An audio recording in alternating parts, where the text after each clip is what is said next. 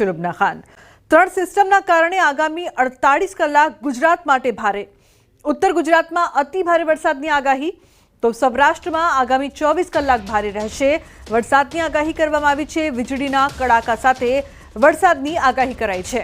તો માછીમારોને દરિયો ન ખેડવા ચેતવણી આપવામાં આવી છે। અમદાવાદમાં ગાજવીજ સાથે હળવા વરસાદની આગાહી કરાઈ છે। હાલમાં ત્રણ સિસ્ટમને કારણે રાજ્યના વિવિધ ભાગોમાં વરસાદ વરસી રહ્યો છે। તો उत्तर पूर्व राजस्थान पर वेलमार्क लो प्रेशर सक्रिय है। उत्तर पश्चिम मध्य प्रदेश पर साइक्लोनिक सर्क्युलेशन सक्रिय। आगामी 7 दिवस राज्य में हळवाथी मध्यम वरसादनी आगाही। अगले 2 दिन गुजरात रीजन में हेवी रेनफॉल का वार्निंग है। आज heavy to very heavy rainfall warning है, ऑरेंज वार्निंग के साथ आइसोलेटेड प्लेसेस में वेरी हेवी रेनफॉल का वार्निंग है। और कल के लिए 15 जुलाई के लिए heavy rainfall warning Gujarat region के लिए दिया गया है। और आज के लिए सौराष्ट्र कच्छ में हेवी रेनफॉल का वार्निंग दिया गया है आइसोलेटेड प्लेसेस में। आज जो district heavy rainfall warning orange warning के साथ आ रहा है, साबरकांठा, अरावली और माहीसागर ऑरेंज वार्निंग के साथ heavy to very heavy rainfall isolated places में। और हेवी रेनफॉल वार्निंग दिया गया है बनासकांठा, महेसाणा, आनंद, पंचमहाल, दाहोद, वडोदरा, नवसारी, वलसाड, दमन और दादरा नगर हवेली के लिए। 10 કલાકમાં 74 તાલુકામાં વરસાદ પડ્યો છે। સુરતના ઉમરપાડામાં 2.5 ઇંચ જેટલો વરસાદ, ખેડ બ્રહ્મામાં 2.25 ઇંચ વરસાદ, તો વ્યારા, કપરાડા, સાગવારા, નડિયાદમાં 1.5 ઇંચ વરસાદ, બારડોલી, પારડી, નવસારીમાં 1 ઇંચ વરસાદ, અન્ય તાલુકાઓમાં પણ નોંધપાત્ર વરસાદ। ડીસા તાલુકાના કુચાવાડા ગામ સહિત ગ્રામ્ય વિસ્તારોમાં ભારે વરસાદે તારાજી સર્જી છે। કુચાવાડા ગામે વહેણના કારણે મોડી રાત્રે દશરથભાઈ નાઈની હેર કટિંગની 2 દુકાનોની પાછળનો ભાગ પાણીમાં ધોવાઈ ગયો, જેના કારણે પરિવારનું ગુજરાન ચલાવવું મુશ્કેલ બન્યું છે। દુકાનની દિવાલ સાથે નવી બનતી પ્રોટેક્શન વોલ પણ તૂટી ગઈ। તો 2017 બાદ પહેલીવાર એવું થયું છે કે ગામમાં તળાવ પણ ભરાઈ ગયા છે। આ ઉપરાંત ઘરો તથા રસ્તાઓમાં પાણી ભરાઈ જતા લોકોને ભારે મુશ્કેલીનો સામનો કરવો પડી રહ્યો છે। પ્રોટેક્શન દિવાલને નુકસાન થયેલ છે અને ખેતીમાં પણ ખૂબ પુષ્કળ પ્રમાણમાં નુકસાન થયેલ છે। પાણીના તળાવ પણ બધા ભરાઈ ગયા છે ગામના। મને જાણે કરવામાં આવી, પંચાયત તરફથી કરવામાં આવી છે અને કંત્રાટી તરફથી મને કીધેલું કે ભાઈ આ રિસ્કનું રહેશે પેલું થોડા ઘણું। તો હું મારે ધંધો કરતો ને અચાનક આ રાતનું પૂરાયું ને મારે પાછળની દિવાલ પડી ગઈ છે। કોક કરીને ધીરે ધીરે કોક કરશે, હવે ધીરે ધીરે આસ્તે આસ્તે કોક એવું કરવું પડશે, કોક મજૂરી કરીને ઘરે કમાઈને થોડું કરશે ને ઊંચી લેશે દિવાલ, એવું કરશે। અહીંયા આજુબાજુના સ્થાનિક વહેણના પાણી અહીંથી નીકળે છે। આપણે સીધા જ દ્રશ્યો બતાવીશ કે અહીંયા એક નાળનું જ્યારે કામ ચાલી રહ્યું હતું તે દરમિયાન જ ગઈકાલે જે ભારે વરસાદ પડ્યો અને રાત્રિ દરમિયાન અચાનક પાણી આવ્યું અને નાળાનું કામ ચાલુ હતું। એની બાજુમાં જ 2 દુકાનો આવેલી છે અને તે દુકાનોની જે દિવાલ હતી એ દિવાલ પાણીમાં ધરાશય થઈ હતી અને તેના લીધે 2 દુકાનોને પણ નુકસાન થયું છે। અહીંયા દશરથભાઈ નાઈ નામના વ્યક્તિની દુકાન આવેલી હતી જે હેર સલૂન ચલાવીને પોતાના પરિવારનું ગુજરાન ચલાવતા હતા, પરંતુ અચાનક જ પાણી આવ્યું અને આ પાણીની અંદર તેમની આ બંને દુકાનો જે છે તેની દિવાલ તૂટી ગઈ અને દુકાનનો સામાન પણ તણાઈ ગયો। અને આમ આ જે ડીસા તાલુકાનું કુચાવાડા ગામ છે તે ગામના હાલ અત્યારે આપ જોઈ રહ્યા છો કે ધસધસતા પાણીના પ્રવાહના લીધે ગામના હાલ કેવા થયા છે। કિશોર તુવર, ન્યૂઝ 18 ગુજરાતી, બનાસકાંઠા। દાંતીવાડા પંથકમાં પડી રહેલા અચાનક ધોધમાર વરસાદે ખેડૂતો માટે વિનાશ વેર્યો છે। મોંઘાદાટ ખાતર અને બિયારણથી તૈયાર કરેલો મગફળીનો પાક ખેડૂતો લણીને ખેતરમાં પાથરી ચૂક્યા હતા, પણ ગઈકાલે પડેલા ભારે વરસાદથી આખો પાક પલળી ગયો। ખેડૂતોના ઘરના સપનાઓથી લઈને બાળકોના ભવિષ્ય સુધી બધું તૂટી ગયું। ખેડૂતોનું કહેવું છે કે જો સરકાર વળતર નહીં આપે તો તેઓ દેવાદારમાં બની જશે અને ઘરનું ગુજરાન પણ શક્ય નહીં બને। મગફળીની અંદર લગભગ 1.5-2 લાખનો ખર્ચો કર્યો હતો। એની સામે અમને 4-4.5 લાખની ઉપજનો જે અનુમાન હતું એ અત્યારે પાણી એના ઉપર ફરી વળ્યું છે। આ અઠવાડિયાની અંદર 2 વખત 8 ઇંચ વરસાદ દાંતીવાડા તાલુકામાં પડવાથી બહુ મોટું નુકસાન થયું છે ને જે ઉપજ થવાની હતી એ પણ નથી થઈ અને જે બેંકના પાક ધિરાણ લોન બધું લીધેલું છે એ પણ પૂરા વળી શકે તેમ નથી। તો અમે સરકારશ્રીને એક અપીલ કરીએ છીએ કે એનું સર્વે કરીને જે સહાય આપો એ તો આપો જ, પરંતુ જે પાક જે બેંક લોન જે પાક ધિરાણ લીધેલું છે ખેડૂતો એ પણ માફ કરશો। ઘાસચારો સડીને ખાંક થઈ ગયો, પશુપાલન માટે પણ ઘાસચારાના ફાંફા પડી ગયા છે, ઘર ચલાવવું મુશ્કેલ છે, લાખો રૂપિયાનું બિયારણના ખર્ચા કરી અને ખેતી કરી હતી અને સરવાળે હાથમાં કશું આવે એમ નથી. આ દાંતીવાડા વિસ્તારમાં જે અમારું ગામ છે ખેડા ભાખર, અહીંયા પણ 6-7 ઇંચ જેટલો વરસાદ પડી ગયો છે. એટલે વરસાદથી આમ તો વાવેતર કરેલા છે, લગભગ 70-80% વાવેતર કરેલું છે. બાકીના 10-15-20% ખેડૂતો એવા છે કે જેને મગફળીના પાથરા પડ્યા છે. એ મગફળીના પાથરા પડ્યા છે, એ પણ મગફળી એના ઉપર વરસાદ પડ્યો છે પણ એ પણ મગફળી લઈ શકાય એવી નથી. તો જૂનાગઢના વિસાવદર તાલુકાના લીમધરાની સ્કૂલમાં વિદ્યાર્થીઓ જીવના જોખમે અભ્યાસ કરવા મજબૂર બન્યા છે. શાળાની હાલત એવી છે કે તે ગમે ત્યારે ધરાશાયી થઈ શકે છે. વહેલી તકે શાળાનું સ્થળાંતર કરવામાં આવે તેવી માંગ ઉઠી છે.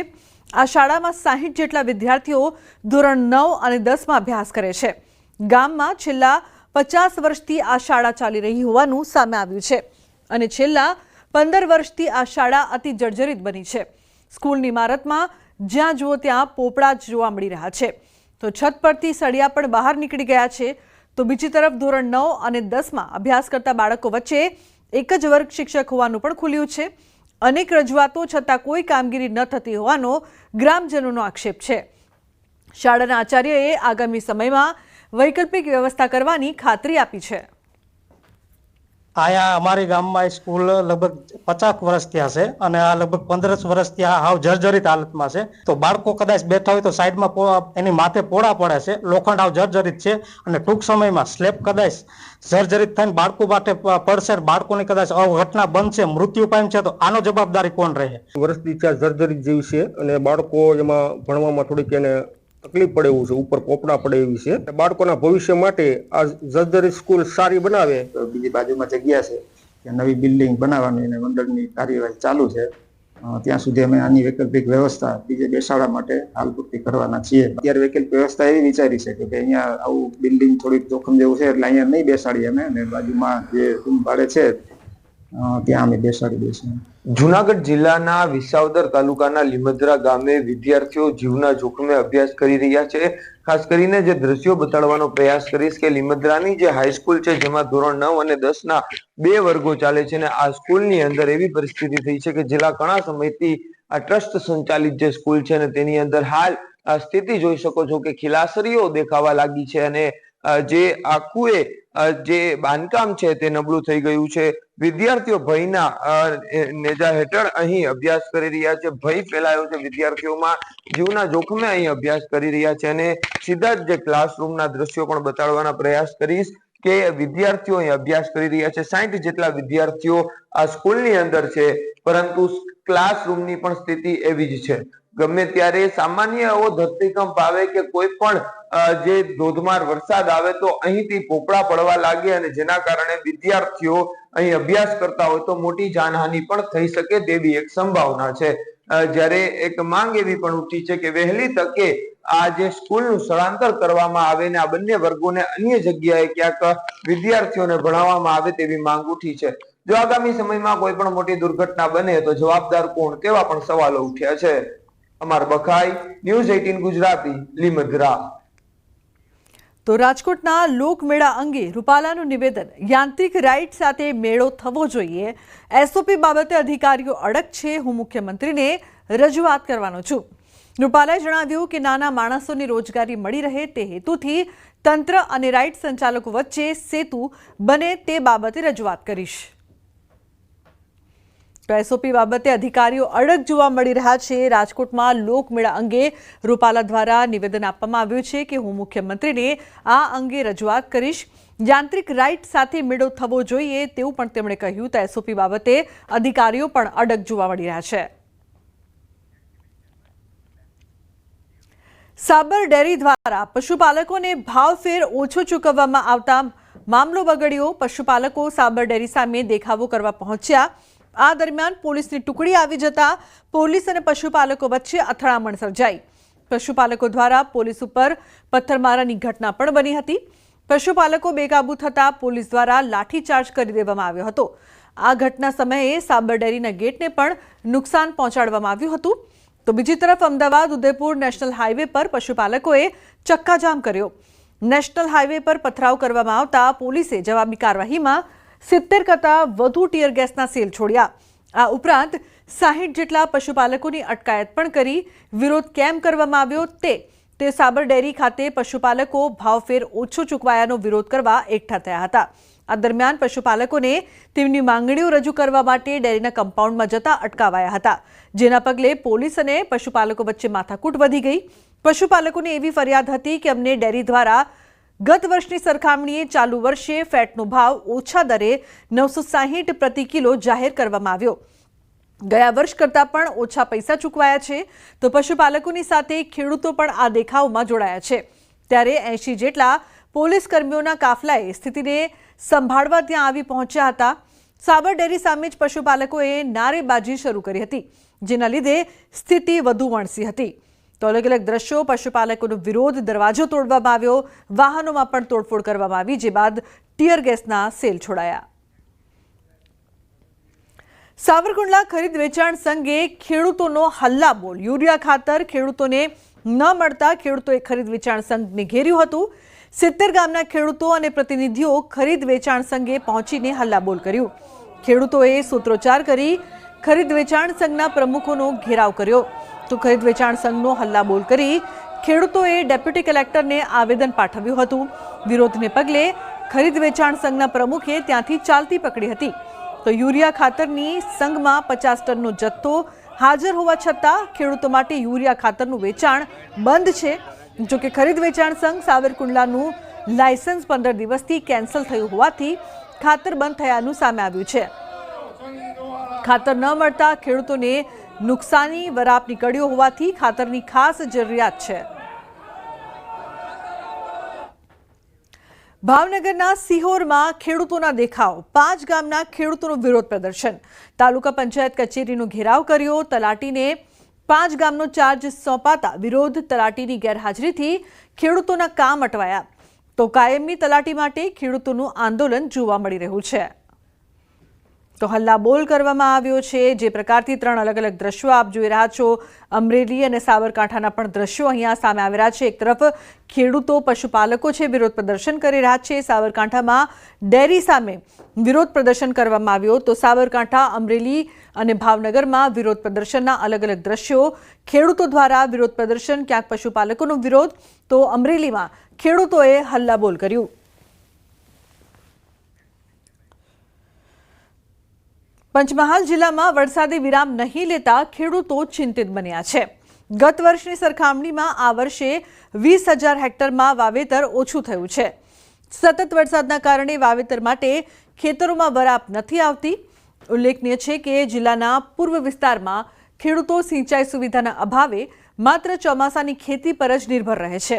હજી સુધી કેટલાક ખેડૂતો મકાઈ અને તુવેરના પાકનું વાવેતર કરી શક્યા નથી. તો બીજી તરફ ખેતરોમાં ઘાસ ઉગી નીકળ્યું છે. આ સંજોગોમાં હવે ખેડૂતોને માત્ર ક્યારડાની ડાંગરના વાવેતરની જ આશા છે. વરાપ ન આવતા મકાઈનું વાવેતર મોડું કરવું પડે તેવી સ્થિતિ છે. અગાઉ કરાયેલા વાવેતરનો ખર્ચ પણ ખેડૂતોને માથે પડ્યો છે. હાલ ખેડૂતો વરાપ નીકળે તેવી આશા સેવી રહ્યા છે. પંચમહાલની અંદર સતત 15 જૂનથી વરસાદ ચાલે છે. આજે 14 જુલાઈ થઈ, 1 મહિનાથી વાવેતર થયેલ નથી. ખેડૂતોને અત્યારે માથે રોવાનો વારો આવ્યો છે. વરસાદ સારો પડ્યો છે, વહેલો પણ આવ્યો છે, પણ વરસાદ ચાલુ રહ્યો છે એમાં અમે મુશ્કેલમાં ભરાઈ ગયા. ત્યાં હવે વરાપ નથી મળતો, નથી ટ્રેક્ટરો ચાલતા, નથી હળ ચાલતી. હવે એની અંદર અમે મકાઈ હોઈએ તો પેલા ભૂંડનો ત્રાસ લાગે છે. વરસાદ છે એ અવિરત ચાલુ રહેતા ખેડૂતોને જે કંઈ વરાપ મળવી જોઈએ ખેતરમાં એ મળતી ના હોવાના કારણે વાવેતરની હાલ સ્થિતિ છે એ ગત વર્ષની સરખામણીએ 20,000 હેક્ટર જેટલું વાવેતર ઓછું થયું છે. વરસાદ વધારે આવી પડ્યો છે, પણ કારણ શું કે ખેતી અત્યારે હજુ તક ખેડાતું નથી ખેતરમાં, તો મકાઈ અમારી લેટ પડે છે.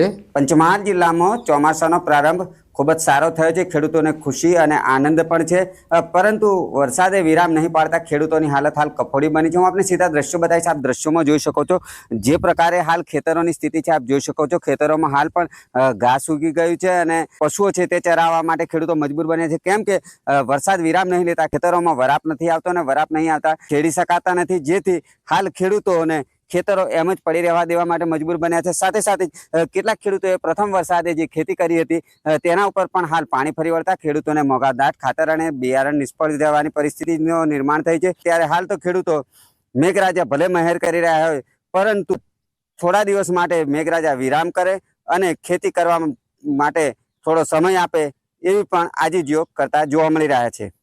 રાજેશ જોશી, ન્યૂઝ 18 ગુજરાતી, ગોધરા, પંચમહાલ. તો અંબાજીના દાંતાની વેકરી શાળામાં ફૂડ પોઈઝનિંગની ઘટના બની છે. શાળાના 30થી વધુ બાળકોને ફૂડ પોઈઝનિંગની અસર થઈ છે. ફૂડ પોઈઝનિંગથી એક બાળકનું મોત પણ નીપજ્યું છે. તો બાળકોને સારવાર અર્થે માકડી સામૂહિક આરોગ્ય કેન્દ્ર ખસેડાયા છે. 3 બાળકોને વધુ સારવાર અર્થે ખેડબ્રહ્મા ખસેડવામાં આવ્યા છે. છેલ્લા 2 દિવસથી બાળકો થઈ રહ્યા છે બીમાર. કેટલાય બાળકોને ઝાડા તો કેટલાય બાળકોને ઉલટી થવાની ફરિયાદ. વેકરી આશ્રમ શાળામાંથી ડાયરિયા અને વોમિટિંગના બહુ બધા કેસ આવી રહ્યા છે અને એમાં આજે સવારમાં 30થી વધારે બાળકોને સારવાર આપવામાં આવી છે. 3 બાળકોને અહીંયાથી રિફર કરવામાં આવ્યા છે.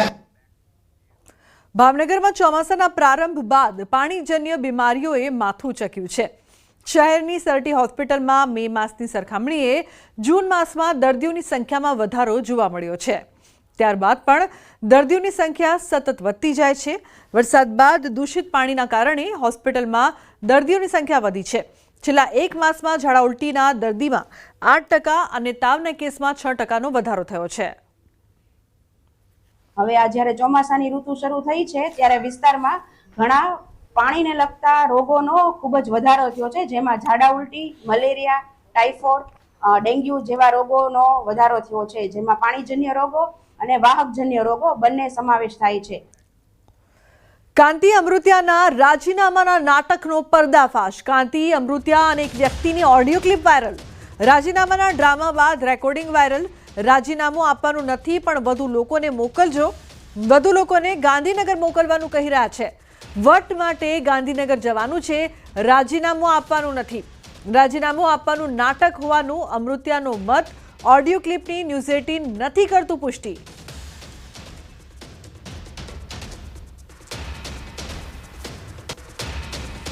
ના ભલે બધાનું હું તમને ચોખવટ કરી લઉં. હા બરાબર. હું હે ને કાલે જઈશ ગાંધીનગર. બરાબર. આ વટ માટે જવું રાજીનામું દેવા નથી, વટ માટે. અને તમારે જેટલા થાય એટલે આવવાનું છે. ચૂંટણી નહીં આવવાની પણ આવવાનું. કાંતિભાઈ અમે તમારી હારે એ કાર્યકરને ફોન કરો. અત્યારે તમે આ માહોલમાં અમને હારે ન લ્યો. અમે તમારી હારે છીએ. મેં વિડીયો મૂક્યો છે.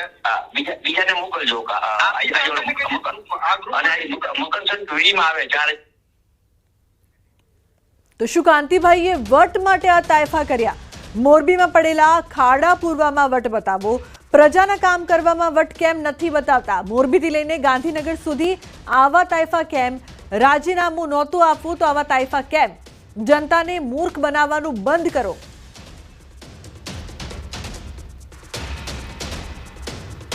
કાંતિ અમૃતિયાના રાજીનામાની ચેલેન્જ અંગે કોંગ્રેસની પ્રતિક્રિયા પણ સામે આવી. વિપક્ષ નેતા અમિત ચાવડાએ આ ભાજપ અને આપનો હાઈ વોલ્ટેજ ડ્રામા છે તેવું ગણાવ્યું. લડવું હોય, રાજીનામું આપવું હોય તો પોતાના વિસ્તારમાં વિકાસ નથી થતો એના માટે બોલવું જોઈએ, એના માટે લડવું જોઈએ. લડવું હોય, રાજીનામું આપવું હોય તો સરકાર ખોટું કરે છે, અન્યાય કરે છે એ મુદ્દાઓની લડત લઈને રાજીનામાની ઓફર કરવી જોઈએ. પણ હું માનું છું કે ગુજરાતમાં જે ભ્રષ્ટાચારના મુદ્દાઓ દિવસે દિવસે બહાર આવી રહ્યા છે, જે સરકારની નિષ્ફળતાઓ બહાર આવી રહી છે, એના જ કારણે બંને લોકો સાથે મળીને એવું કંઈક નાટક કરે જેથી કરીને લોકોનું ધ્યાન ડાયવર્ટ થાય. આખું ધ્યાન ભટકાવવા માટે માન્ય ભાજપના ધારાસભ્ય શ્રી કાંતિભાઈ હોય તોય ભલે કે આમાંથી પાર્ટીના ગોપાલભાઈ હોય તોય ભલે, મુદ્દો ગુજરાતની જનતાને બેવકૂફ બનાવવા માટે આખું આ બંને ભાજપ અને આમ આદમી પાર્ટી નાટક કરી રહી છે. તો મોરબીમાં કોંગ્રેસે બગડાટી બોલાવી છે. પ્રાથમિક સુવિધાઓ ન મળતા જોરદાર વિરોધ પ્રદર્શન કર્યું. કોંગ્રેસ દ્વારા મહાનગરપાલિકા કચેરીનો ઘેરાવ કરવામાં આવ્યો. મોરબીમાં રોડ, રસ્તા અને ગંદકીની સમસ્યાને લઈને રહીને જાગેલી કોંગ્રેસ લલિત કગથરા, મોહમ્મદ જાવેદ પીરઝાદાની આગેવાનીમાં મનપા કચેરીએ પહોંચી. સેંકડો કાર્યકરોએ અહીં ભાજપ અને મનપા વિરુદ્ધ સૂત્રોચ્ચાર કર્યા. જો કે સમયે જ પાલિકાનો ગેટ બંધ કરી દેવાતા કાર્યકરો ઉશ્કેરાયા હતા અને પોલીસ સાથે ઘર્ષણ થયું હતું. તો કોંગ્રેસ કાર્યકરો હલ્લાબોલ સાથે ગેટ પર ચડી ગયા અને અંદર ઘૂસવા લાગ્યા. પોલીસ અને કોંગ્રેસ કાર્યકરો વચ્ચે ધક્કામુક્કીના દ્રશ્યો સર્જાયા. તો કોંગ્રેસ કાર્યકરોના આક્રોશને જોતા મહાનગરપાલિકા પરિસર અને આસપાસના વિસ્તારોમાં પોલીસ કાફલો ખડકી દેવાયો. એક ડીવાયએસપી, 2 પીઆઈ, 4 પીએસઆઈ સહિત 70 પોલીસ જવાનોને તૈનાત કરી દેવાયા.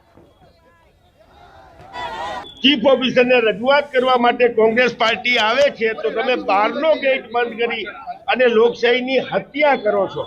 તમે દાદાગીરી, નરાધમ લોકશાહીની સામે પ્રજાનો પ્રશ્ન, પ્રજાનો અવાજની વાત કરવા અમે અને વાંકાનેરના માજી ધારાસભ્ય પ્રિયજાદા અને અમારી કોંગ્રેસની સમગ્ર ટીમ પ્રમુખ સાથે આવ્યા છીએ તો અમને અંદર જવા નથી. વિવિધ મુદ્દાઓ બાબતે તેમના દ્વારા રજૂઆત કરવામાં આવી છે. રોડ, રસ્તા, વીજળી વગેરેના પ્રશ્નો છે, સ્ટ્રીટ લાઇટ વગેરેના પ્રશ્નો છે, જેનો વિસ્તૃત અભ્યાસ કરીને જે પણ કાર્યવાહી એમાં કરવાપાત્ર છે આગામી સમયમાં કરવામાં આવશે. ભરૂચમાં ખખડધજ રોડ રસ્તાને લઈને કોંગ્રેસે વિરોધ દર્શાવ્યો છે. શહેરના યુવા કોંગ્રેસે માર્ગ અને મકાન વિભાગના અધિકારીને આવેદનપત્ર પાઠવ્યું. તંત્રની નિંદા કરી અને સાવચેતી ન લેવાતા ઉગ્ર આંદોલન કરવાની ચીમકી પણ આપી. યુવા કોંગ્રેસના આગેવાને તંત્રને 7 દિવસની ડેડલાઇન આપી તો ઇન્ચાર્જ કાર્યપાલક ઇજનેરે કહ્યું કે તાત્કાલિક કાર્યવાહી શરૂ કરવામાં આવશે. કોણે કેટલા પૈસા લીધા છે એ બધી જ અમને ખબર છે.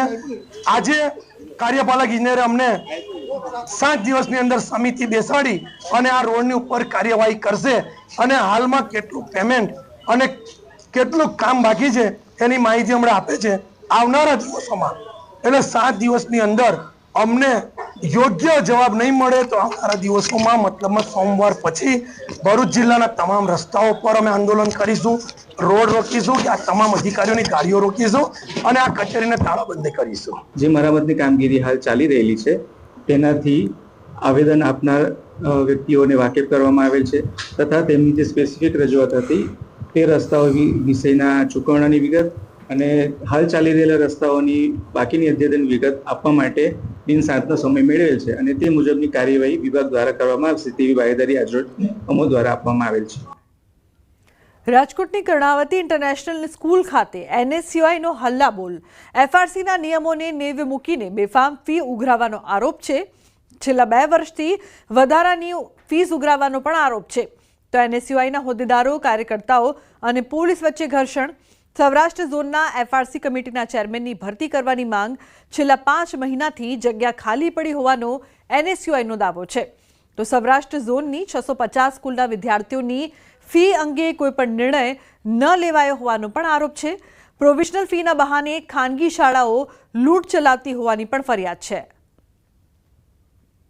પણ ક્યાંક શાળા સંચાલક મંડળે અને આવા સ્કૂલ માફિયાઓએ પેલા FRCને પણ પોતાની ખીચામાં રાખ્યું હોય તેવી રીતના બેફામ પોતાની રીતે ફી ઉઘરાવવાના ચાલુ કરી દીધા છે. બનાસકાંઠા કોંગ્રેસના જિલ્લા પ્રમુખ ગુલાબસિંહ રાજપૂતે દારૂ મુદ્દે પોલીસ પર પ્રહાર કર્યા. ધાનેરામાં નવા ચૂંટાયેલા સરપંચોના કાર્યક્રમમાં ગુલાબસિંહ રાજપૂતે ધાનેરા પોલીસને આડે હાથ લીધા.